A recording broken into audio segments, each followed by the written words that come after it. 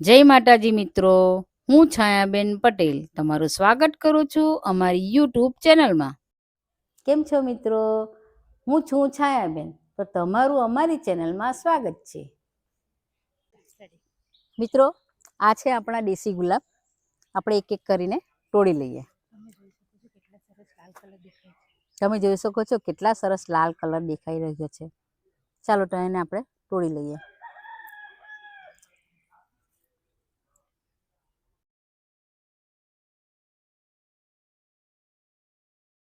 થોડાક આ બાજુ છે તે પણ આપણે થોડાક તોડી લઈએ.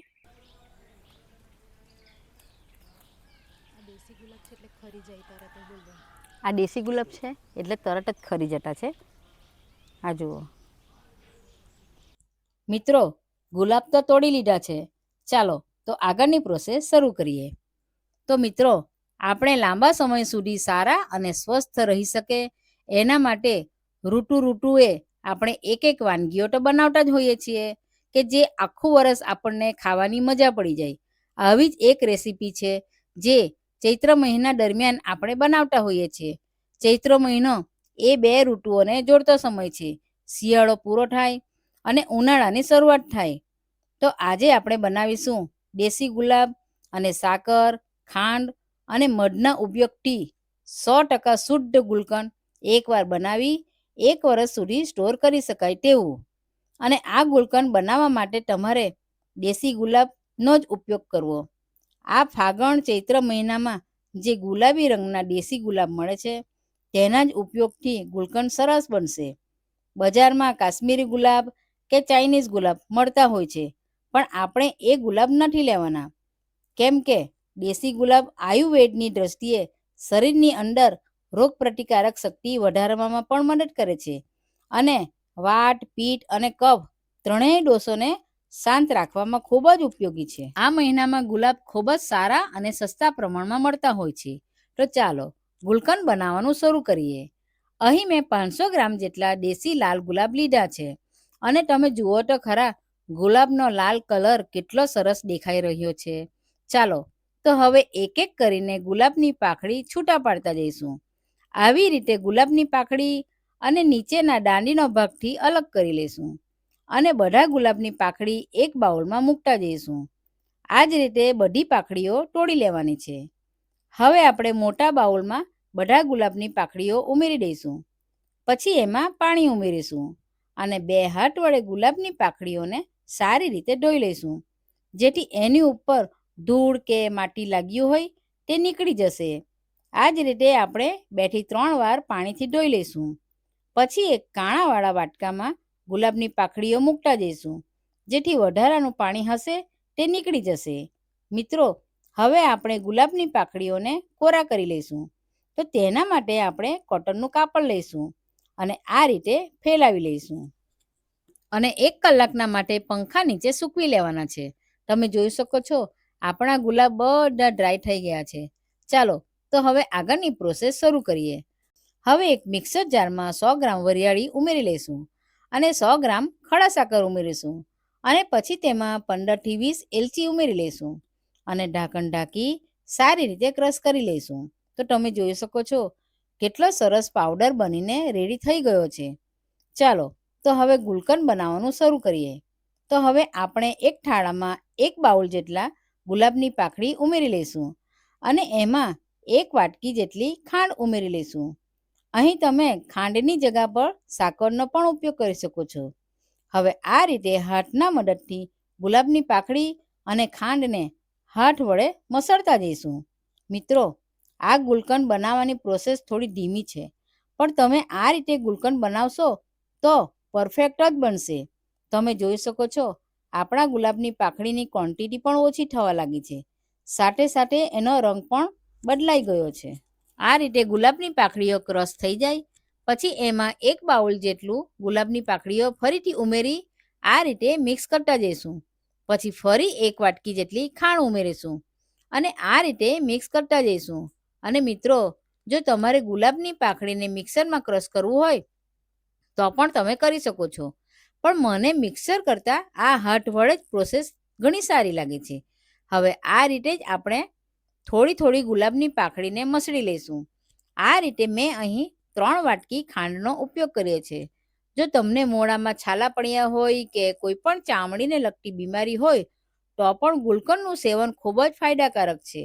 તમે જોઈ શકો છો ગુલાબની પાંદડી અને ખાંડ સારી રીતે મિક્સ થઈ ગયું છે. હવે આપણે એમાં વરિયાળી, એલચીનો પાવડર અને ખડા સાકર ક્રશ કર્યો હતો તે ઉમેરી લઈશું. પછી આપણે સારી રીતે મિક્સ કરી લઈશું. એલચી અને વરિયાળી ઉમેરવાથી ગુલકંદમાં સારો ટેસ્ટ અને સુગંધિત સ્વાદ આવશે. હવે એમાં આપણે 2 થી 3 ચમચી જેટલું શુદ્ધ દેશી મધ ઉમેરી લઈશું. અહીં મધ ઉમેરવાથી ગુલકંદનો સ્વાદ બેલેન્સ થઈ જશે. ચાલો, તો હવે આપણું ગુલકંદ રેડી છે. હવે અહીં મેં એક તપેલી લીધી છે. એમાં 2 ચમચી ખાંડ પહેલાં તો ઉમેરી લઈશું અને પછી તેમાં થોડું થોડું ગુલકંદ ઉમેરતા જઈશું. મિત્રો, આમ તો માર્કેટમાં અલગ અલગ ટાઈપના ફ્લેવરના ગુલકંદ મળતા હોય છે, પણ આજે હું તમને રેગ્યુલર ગુલકંદ બનાવીને બતાવ્યું છે. હવે તપેલી પર એક કપડું બાંધી લઈશું. હવે આપણે તપેલીને 2 થી 3 દિવસ માટે તડકામાં મૂકીશું અને દરરોજ સાંજે તપેલીને અંદર લઈ લેવી અને બીજે દિવસે ફરીથી તપેલીને તડકામાં મૂકીશું. આ જ રીતે આપણે 2 થી 3 દિવસ માટે રિપીટ કરીશું. હવે 3 દિવસ પછી તમે જોઈ શકો છો આપણો ગુલકંદનો કલર કેટલો ચેન્જ થઈ ગયો છે. ખાવાનું મન થઈ જાય તેવું બન્યું છે ગુલકંદ. ને આપણે આ ચમચા ઉપર લઈએ તો તે સરળતાથી નીચે ના પડે તેવું ગઠ અને પ્રમાણમાં રસદાર બન્યું છે. મિત્રો, હવે આપણું ગુલકંદ ખાવા માટે રેડી છે. તો અહીં મેં એક કાચની બરણી લીધી છે.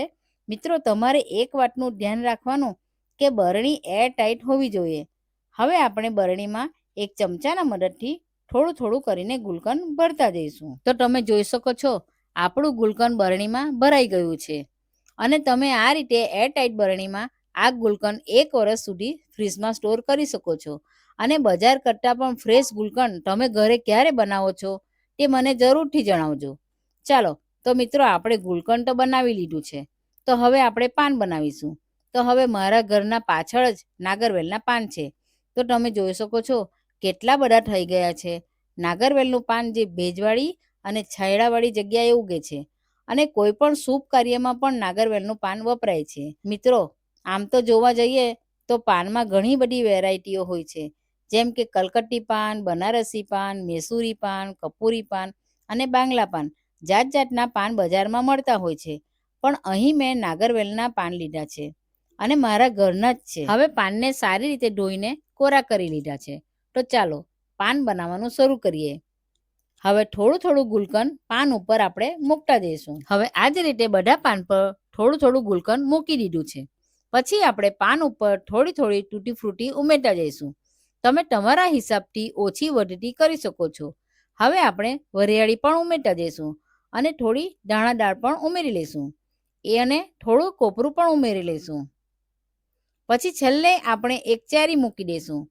આમ તો બજારમાં જે પાન મળે છે એમાં વિવિધ પ્રકારની સામગ્રી નાખતા હોય છે, પણ આજે હું તમને એકદમ સિમ્પલ રીતે પાન બનાવીને બતાવતી છું. ચાલો, તો પાનને આ રીતે એક કોર્નરને ઉપરની તરફ વાળીને એ જ રીતે બીજા કોર્નરને પણ વાળી લઈશું. હવે આપણા પાનનો ત્રિકોણ શેપ તૈયાર છે. હવે એક લવિંગને વચ્ચે નાખીને પાનને સિક્યોર કરી લઈશું. આ રીતે આપણું પાન પણ છૂટું પડશે નહીં. અને મિત્રો, તમે જોઈ શકો છો કેટલું સરસ દેખાઈ રહ્યું છે. ખાવાનું મન થઈ જાય તેવું બન્યું છે ને.